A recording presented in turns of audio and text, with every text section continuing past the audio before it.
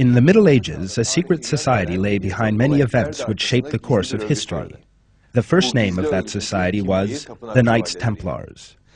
Initially founded as a crusader order which vowed to fight for Christianity, they gradually became caught up in perverted teachings and became entirely divorced from Christianity. The members of the order became consumed by their worldly interests and ambitions and forgot God and his religion. Using their military strength and political connections, they acquired vast fortunes, to such an extent, in fact, that in the Middle Ages they achieved greater material power and wealth than the Church and the states of Europe. Thanks to that great power, the Templars became capable of imposing their will on rulers and the Church authorities. They acquired a great many privileges and immunities. They were behind all forms of corruption and wickedness. They performed perverted and degenerate ceremonies and rituals. For all these reasons, they were eventually arrested, tried, and banned. Yet they still continued to organize underground. A while later, they re-emerged under a different name, the Freemasons. In this film, we shall be examining the true origin of Freemasonry, in other words, the Knights Templars, which had been kept secret for hundreds of years. To date, a great deal has been said about the Knights Templars, and a great many books written about their activities. Who were these Templars? Where did they come from? What were their aims? How did they turn into Freemasonry? How did they manage to continue their activities, carried out so silently and secretly, right up to the present day? We need to seek the answers to all these questions in the pages of history, and that history goes back a long, long way, right back to the time of the Crusades.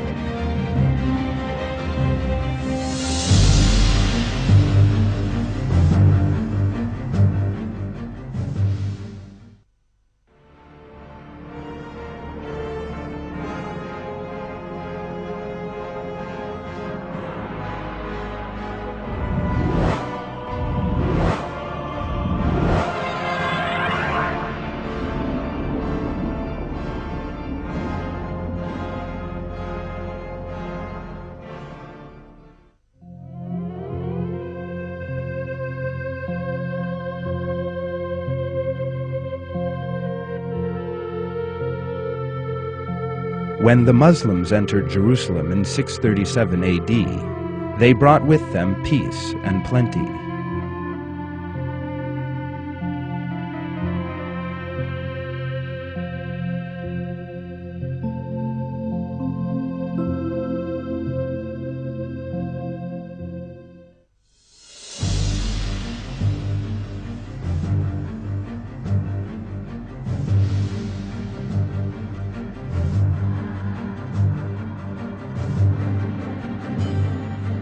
That peaceful environment, however, was destroyed by the invaders who entered the region at the end of the 11th century.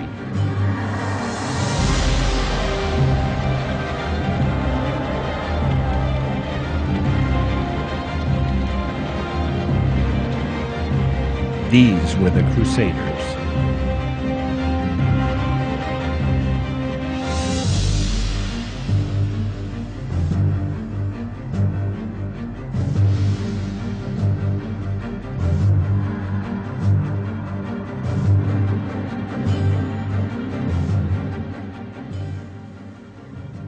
The wealth and prosperity of the East had for long attracted Christians.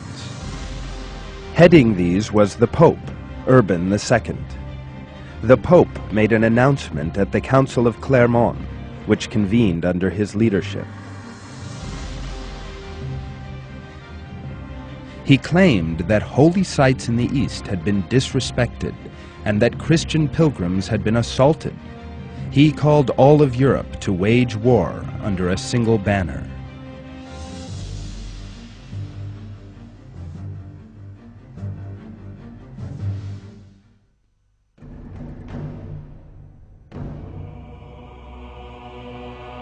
The fact is, however, that these claims were a complete violation of the truth. The Christians of the Middle East were living in freedom and toleration, and were fully able to practice their beliefs.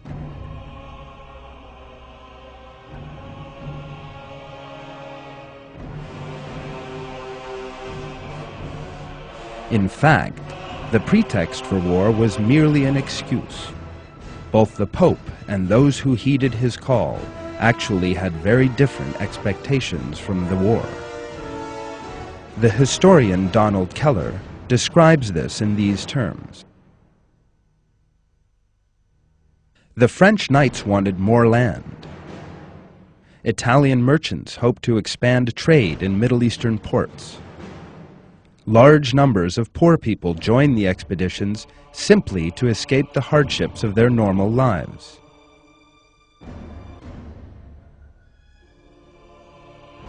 In order to increase the effect of his words, the Pope also told the lie that the sins of all those who joined in the war would be forgiven.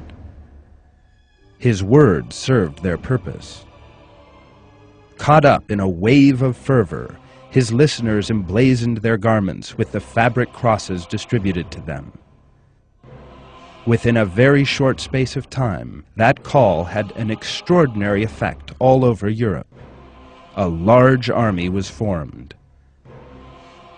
These people, who called themselves the Crusaders, looted a great many places on their journey and finally met up in Constantinople. The Crusaders then began moving through Anatolia. After putting the Muslims whose gold and jewels they dreamed of finding to the sword and pillaging their cities, they reached Jerusalem, where the Crusaders' savagery continued.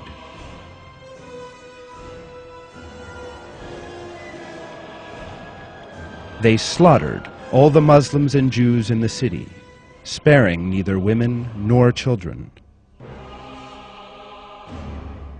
In his book, The Monks of War, the researcher Desmond Seward describes that savagery thus. Jerusalem was stormed in July 1099. The entire population of the Holy City was put to the sword, Jews as well as Muslims. 70,000 men, women, and children perished in a Holocaust which raged for 3 days. In places, men waded in blood up to their ankles, and horsemen were splashed by it as they rode through the streets.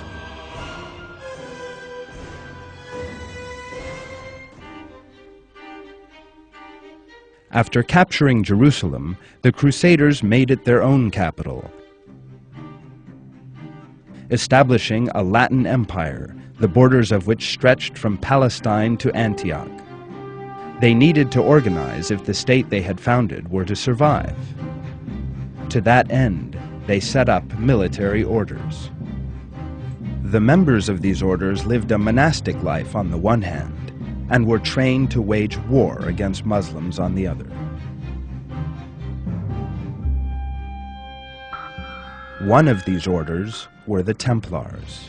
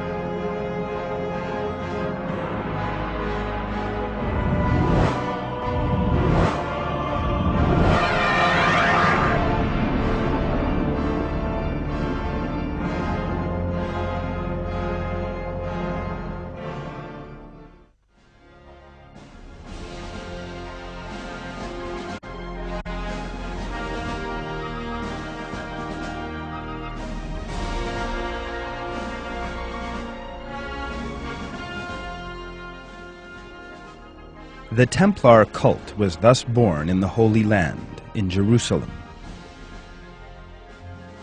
The founders of the order received great support from the Crusader king in Jerusalem. The king endowed them with a most sacred site, the hill where the Temple of Solomon had once stood. The building of the temple had begun in the time of the prophet David and continued after his death under his son, the prophet Solomon. This temple was eventually torn down, and a new temple erected on the same spot by the Jewish king Herod.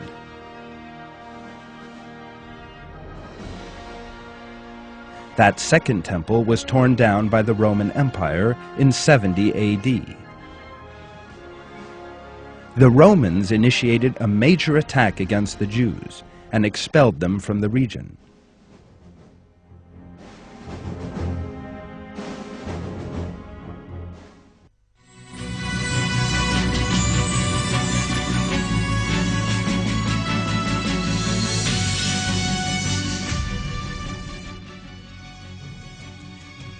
A 1,000 years came and went.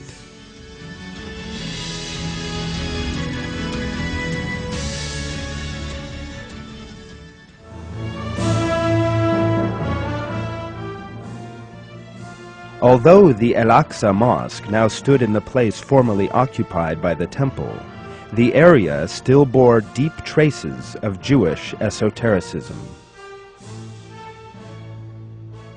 When the Templars installed themselves on the hill where the Temple of Solomon had once stood, it had a profound effect on them, and they began examining it.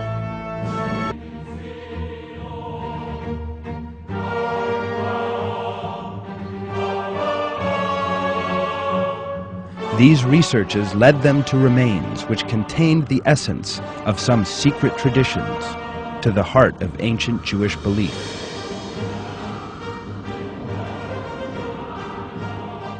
They encountered a teaching which constituted the pagan aspect of ancient Jewish belief, the Kabbalah.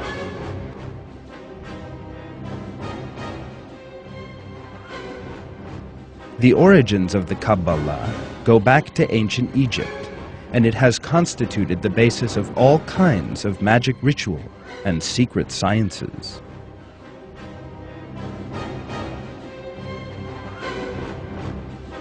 The mystic teaching in these lands, under whose spell the Templars fell, reshaped their beliefs and ways of living.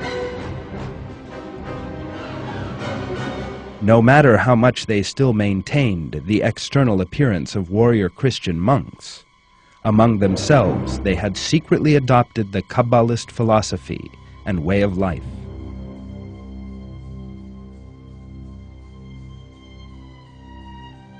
In his book, Morals and Dogma, Grand Master Albert Pike, one of the best-known names in Freemasonry, sets out the Templars' true objective.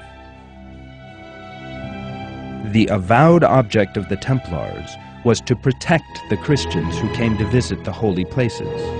Their secret object was the rebuilding of the Temple of Solomon.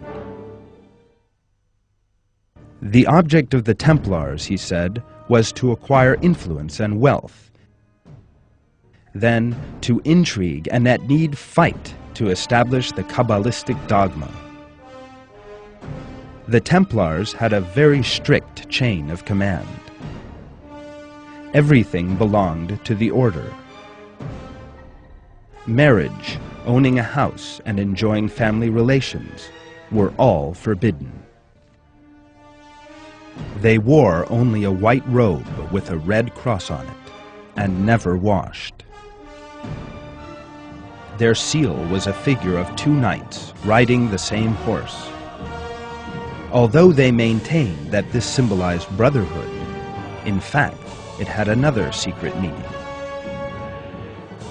According to a widespread belief, this symbol represented homosexuality, a perverted element in the Templars' private lives.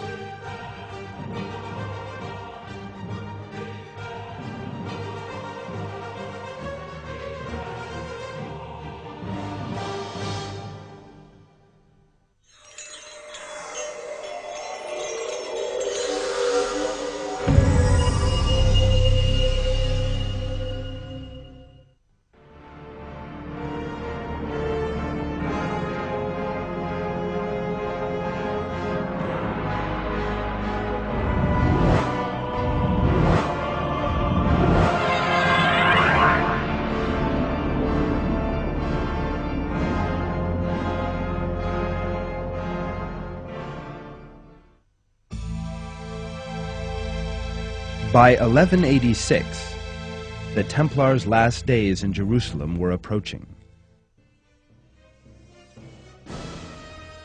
A Muslim army under Saladin had inflicted a heavy defeat on the Crusaders.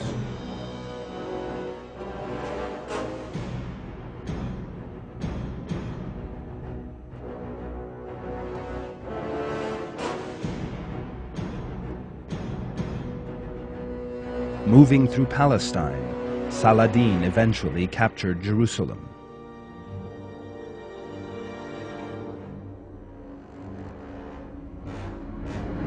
The Crusader armies had gravely oppressed the Muslims during their 100 years in the region. The people of Jerusalem were alarmed. They were terrified the Muslims would seek their revenge. Yet they were in for a great surprise. Saladin did not harm the civilian population. Moreover, he pardoned the majority of the Christians he captured. Only the Templars were executed for the slaughter they had carried out.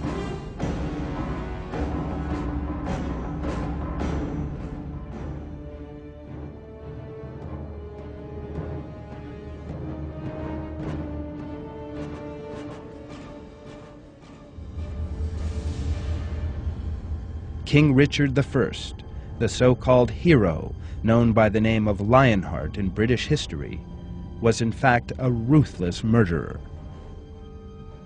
In 1191, he had ruthlessly beheaded 3,000 Muslims, including large numbers of women and children, in Acre Castle.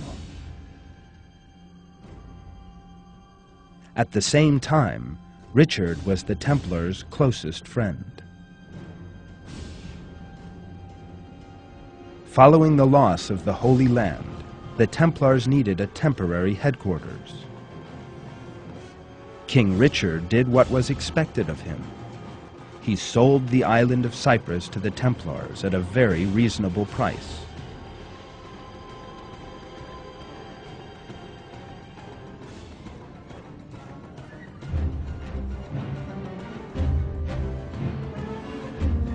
According to historical sources, the Templars were very good sailors. During their time in the Holy Land, they had learned the sciences of geometry and mathematics from Jewish and Arab sources, and also acquired a number of maps.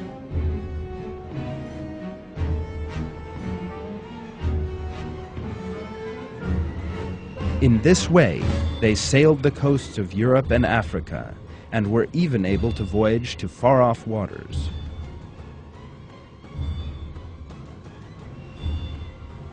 Such famous explorers as Vasco da Gama and Christopher Columbus were both actually Templars. The main aim of their overseas travels was, according to one interpretation, to seek new sources of income and new trade routes to bring the Templars further material power. The red crosses on the sails of their ships were the same as the cross figure employed by the Templars.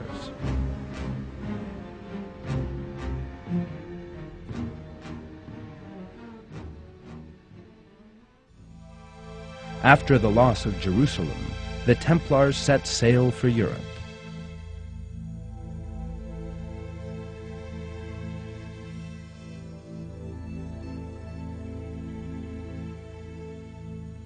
Emerging as the poor fellow soldiers of Christ, the Knights Templars gradually became the wealthiest people in Europe, as well as prominent bankers and statesmen. They turned into a major economic force, offering banking services, transferring funds, opening lines of credit, and receiving interest. Although usury was forbidden, they had no compunctions about charging interest on the money they lent. The fact is, however, that interest is clearly unlawful in all the revealed religions. God reveals this in the Quran. Those who devour usury will not rise from the grave, except as someone driven mad by Satan's touch. That is because they say, trade is the same as usury. But God has permitted trade, and he has forbidden usury. Whoever is given a warning by his lord and then desists can keep what he received in the past, and his affair is God's concern. But all who return to it will be the companions of the fire, remaining in it timelessly forever.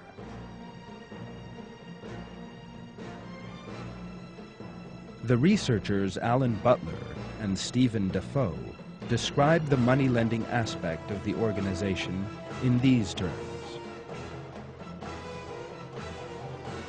The Templars were expert financiers, using trading techniques quite unknown in the Europe of their day.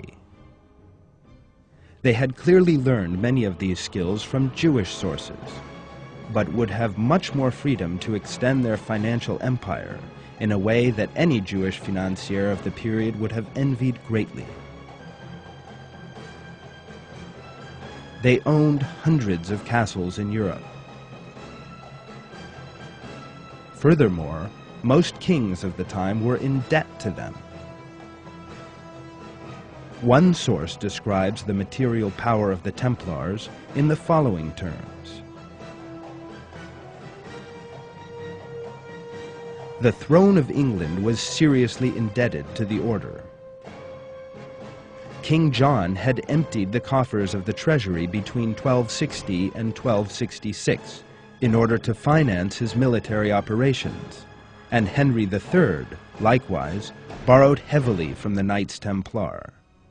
This power made the Templars very influential in a great many areas. For instance, when Innocent II was elected Pope with their support, the first privilege he gave the Templars was the right to build and run their own churches. At the same time, this meant an architecture with which they could freely reflect their own worldview. With that in mind, they developed their own individual style of building, Gothic architecture.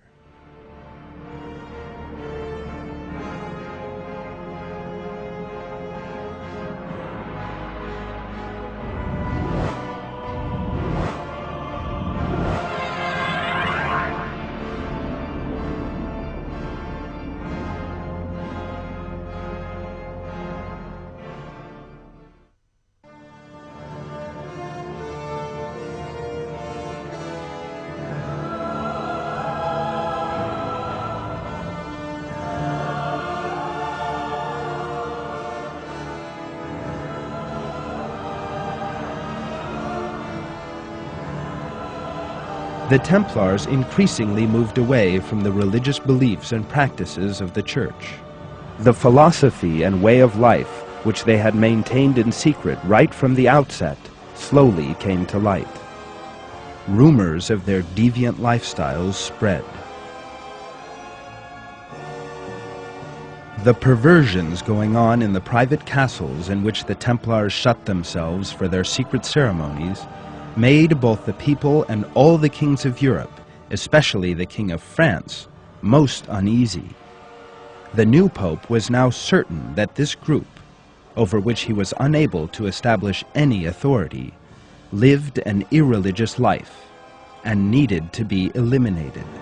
In October 1307, King Philip of France and Pope Clement V decided to arrest the Knights Templar.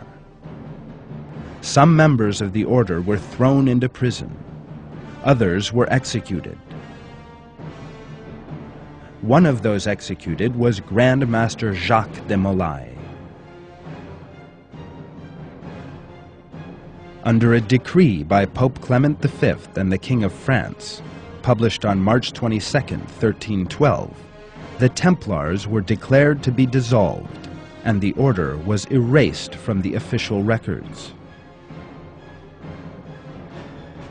Those members of the order who were caught made frightening confessions during 5 years of interrogations.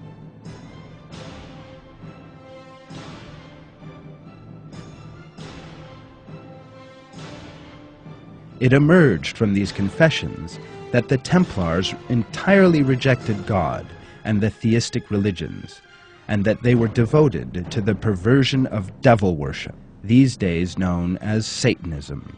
They worshipped a goat-headed figure by the name of Baphomet. regarded as the source of evil and black magic.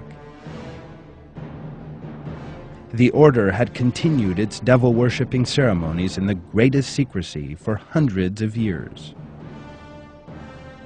Furthermore, disrespect for religious symbols regarded as sacred by all Christians had become a ritual element of those ceremonies. The last person to preside over these ceremonies was Grand Master Jacques de Molay.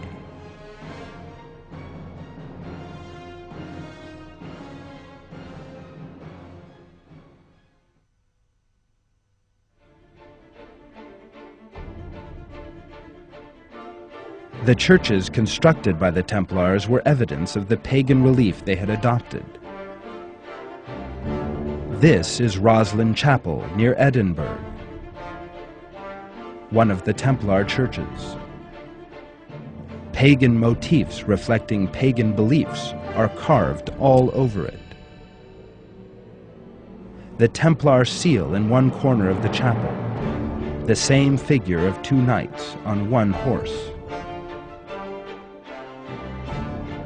A representation of the devilish figure Baphomet and other mystical symbols denoting pagan beliefs.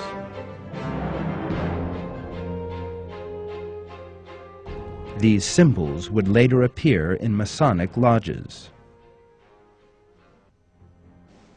The following words about Roslin Chapel appeared in Mimar Sinan, the magazine for members of Turkish Masonic lodges.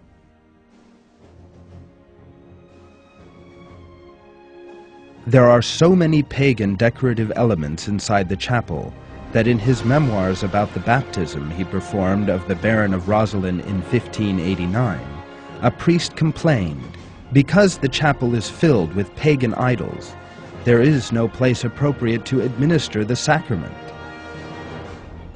In August 31, 1592, as a result of pressure exerted on Baron Oliver St. Clair of Roslin, the chapel's pagan-style altar was destroyed.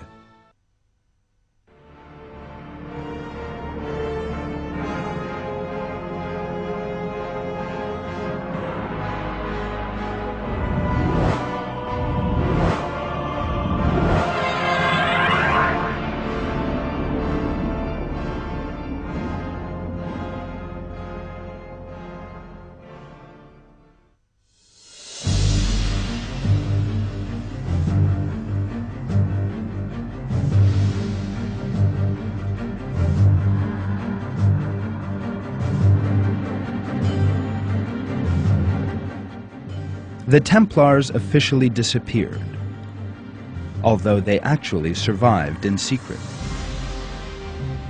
A number of knights who had evaded capture fled to the only European kingdom in 14th century Europe which did not recognize the Catholic Church, Scotland. At that time, the Scots were at war with the English. The Templars acquired considerable freedom by siding with the Scots during that conflict.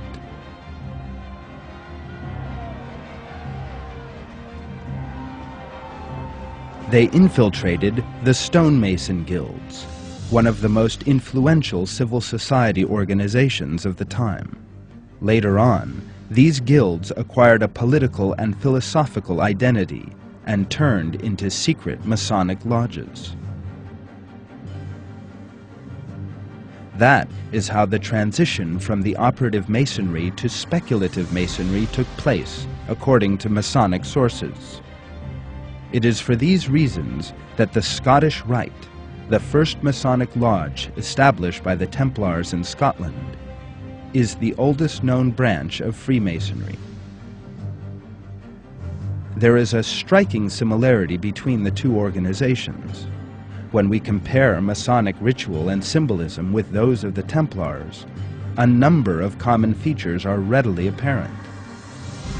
The use of the Temple of Solomon, regarded as the fundamental symbol in Freemasonry, Master Hiram, the chief builder of the temple according to the Old Testament, the profession of stonemasonry, and similar symbols based on the Old Testament and Kabbalistic teachings ceremonies, vows, and a great many other practices all go back to the Templar tradition.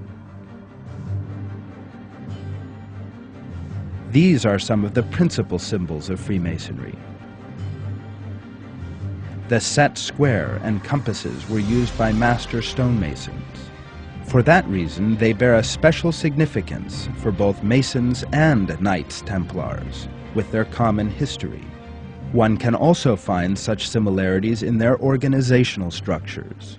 The names given to the highest-ranking figures in the Scottish Rite in Freemasonry are such titles as Knight of the Temple, Protector of the Temple, and Knight of Vengeance, given to members of the Templar Order centuries ago.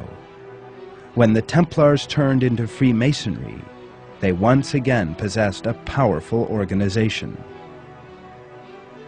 At the same time, they began to spread rapidly throughout Europe with the perfect camouflage this gave them. As well as Freemasonry, the Templars also established the Rose-Croix organization. The main focus of this organization was alchemy and magic.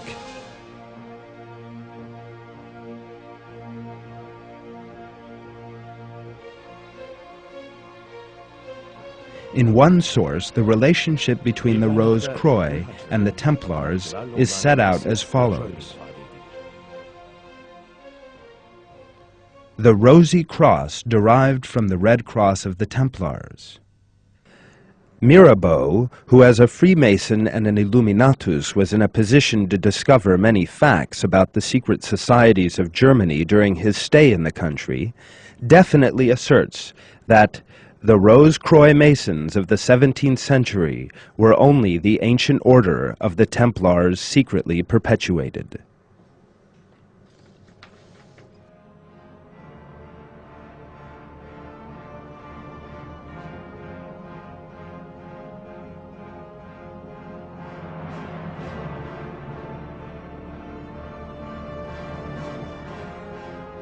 One of the most famous members of the Rose-Croix was the English statesman and thinker Sir Francis Bacon, who was also a Grand Master of the English Templars. Bacon set out the state structure of which the Templars dreamed in his book, The New Atlantis. The main aim of their work was to rule the world by using the mystical powers in Templar teaching. Another organization set up by the Templars in addition to the Rose-Croix was the secret Illuminati Society. The leader of the organization was a fanatical atheist, Adam Weishaupt. All these organizations, run behind the scenes by the Templars, had a common objective: to destroy religious beliefs and to impose on the world the atheist and materialist worldview of the Templars' anti-religious philosophy. To that end, the first great socialist movement was prepared and put into action. That was the French Revolution. Count Cagliostro, who played a behind-the-scenes role in the revolution, was a Mason.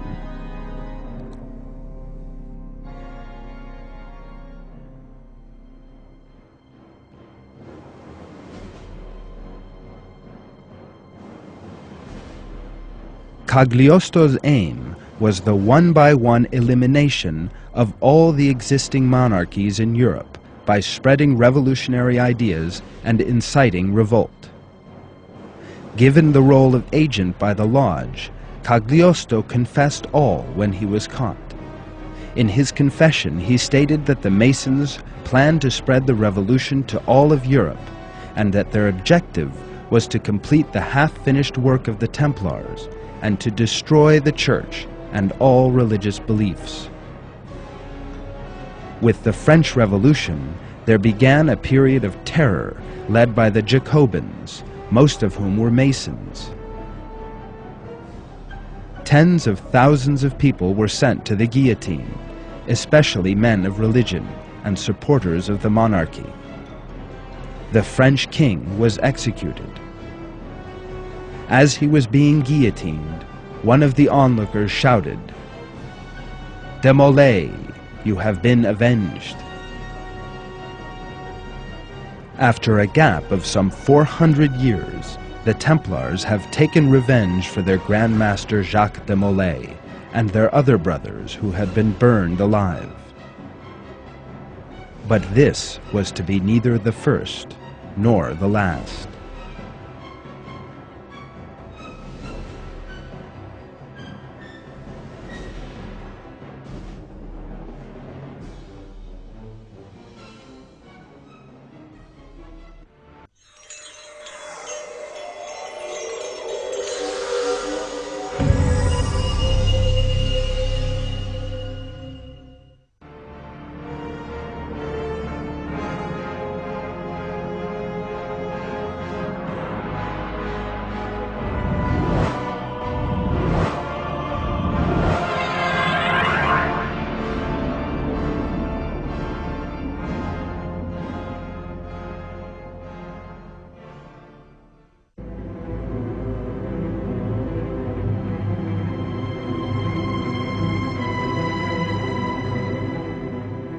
One important link in the chain of the Masons' illegal political activities was the famous Jack the Ripper murders. These serial killings took place in London in 1888. Over a period of 9 weeks, 5 prostitutes were savagely killed, their bodies slashed to pieces. The killer was never found.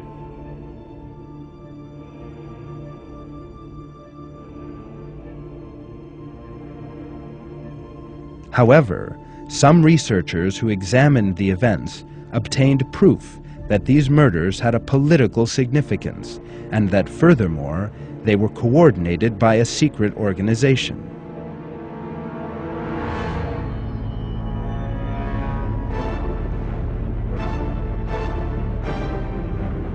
The famous author Stephen Knight unveiled this proof in his book, Jack the Ripper, The Final Solution. According to Knight, that organization was the Freemasons.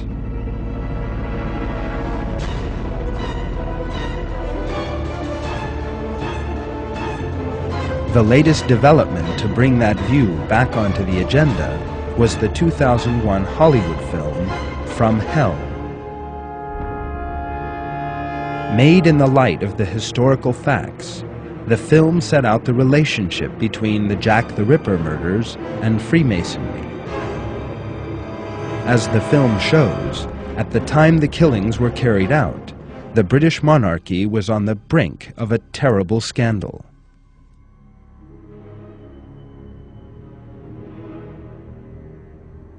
The heir to the throne had married a prostitute. If word of that were to leak out, this would represent a terrible danger, both to the monarchy and to the Masons.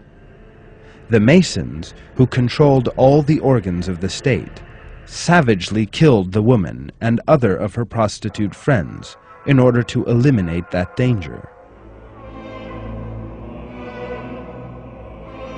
The people responsible for the killings were all Masons, for which reason everything was covered up.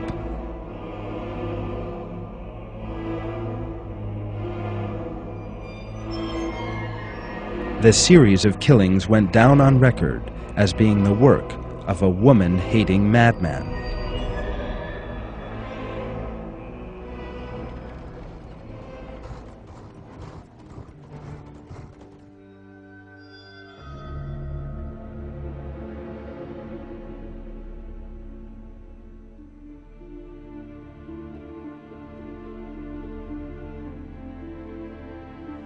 In the film From Hell, a secret meeting of Masons of the time was reenacted.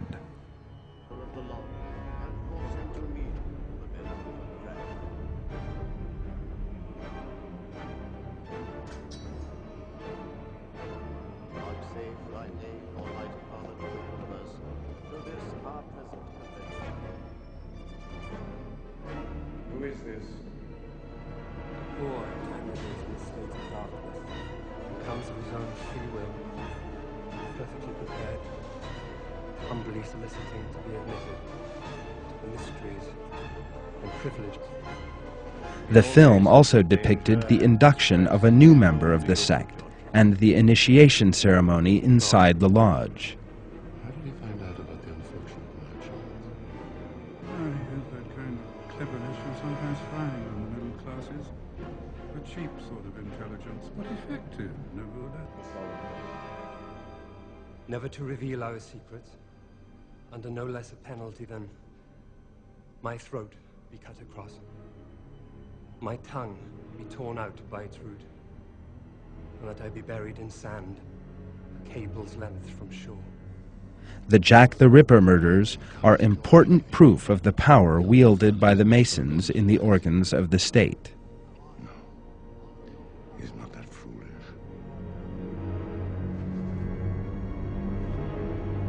Let the brother receive the light.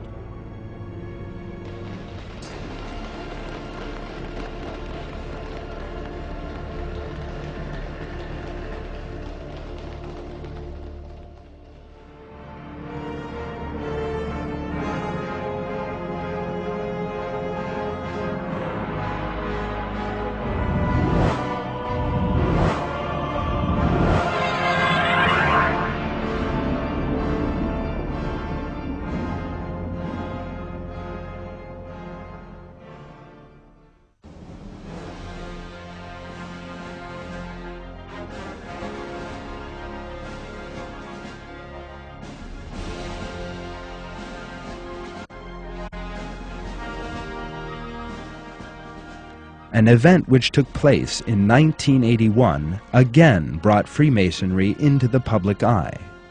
Police officials conducting an investigation in Italy obtained a list of members of the Propaganda du Masonic Lodge, P2 for short. That list contained the names of senior civil servants, the police chiefs of 4 large Italian cities, industrialists, financiers, the editors of a famous newspaper, and TV stars. The name at the top of the list was that of Licio Gelli.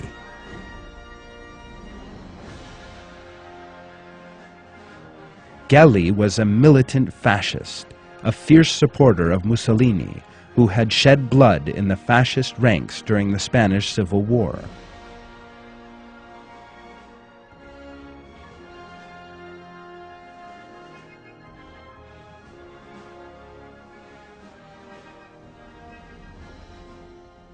He was now Grand Master of the P2 Lodge. The investigators revealed that the lodge played a major role in the running of the state, was involved in a large part of the corruption in Italy, and even that it was the most powerful arm of the Italian mafia. P2 was the main player in a number of bombings and assassinations, and enjoyed close relations with the famous Gladio organization. Documents collected by the Parliamentary Investigation Commission revealed that P2 was an international organization influential in all fields, from arms trading to crude oil prices. The Italian press devoted considerable space to P2's illegal activities. The P2 Lodge continued the Masonic tradition with the strange ceremonies it practiced, as well as with its political activities. Following the corruption scandals with their links to Freemasonry, Operation Clean Hands was launched, though to no avail. The Masons knew all too well how to cover their tracks. P2 is only one example of the way the Masons organize inside the state. There are hundreds of Masonic lodges all over the world, which secretly carry out illegal activities which never come to light. The ultimate aim of all these is the ideal of Masonic world domination, which they have inherited from the Templars.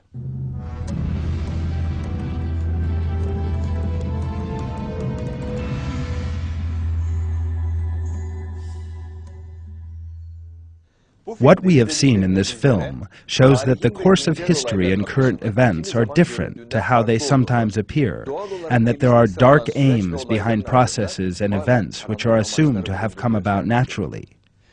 As God reveals in the Quran in Surah 16, there are those who plot evil actions, and these sometimes have a greater influence than is supposed. The Knights Templars, who are one of these, never disappeared, and they still exist today, although in the form of Freemasons. Lodges, which still meet today in America under the name of the Knights Templars, are active as a branch of Freemasonry.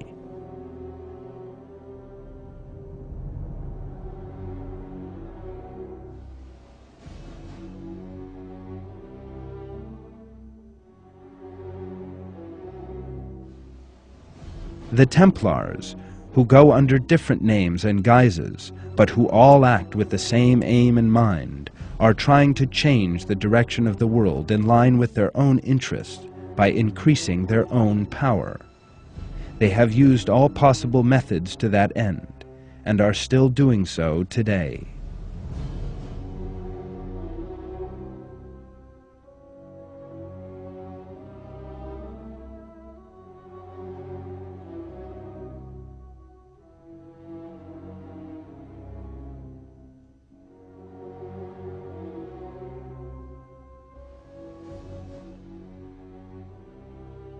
The fundamental objective of the activities they pursue under the name of Freemasonry is to spread the outdated materialist philosophy they have inherited from pagan beliefs by doing away with the divine religions. That is why they support such atheistic ideas as Darwin's theory of evolution, materialism, and humanism, and seek to use a wide range of concepts, including science, art, the media, literature, and music for their own ends. In the Quran, God describes those who oppose the true religion and proper moral values as corrupters and describes their end thus: As for those who did not believe and barred access to the way of God, we will heap punishment on top of their punishment because of the corruption they brought about.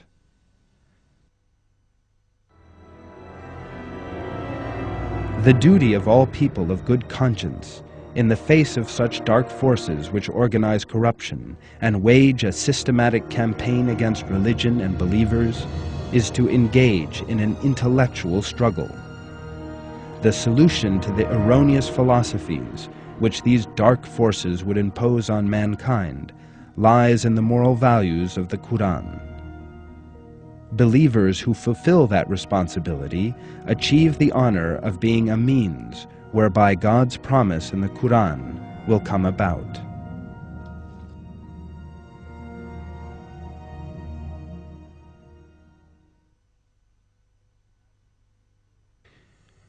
Rather, we hurl the truth against falsehood, and it cuts right through it, and it vanishes clean away. Woe without end for you for what you portray.